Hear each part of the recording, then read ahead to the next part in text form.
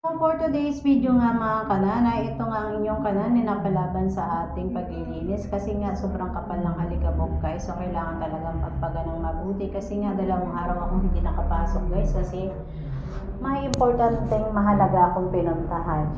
Syempre, nagpa-doktor kasi ako guys.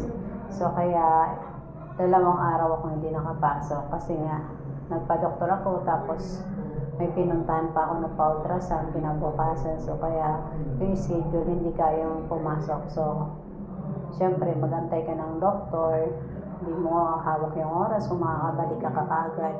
So kaya yan, medyo makapal na alikabok ng araw. So pinunasan ko na rin ng basa yung leather para matanggal yung dumi. Syempre nakakahiya naman sa customer kung sobrang alikabok ng mga paninda namin, o diba?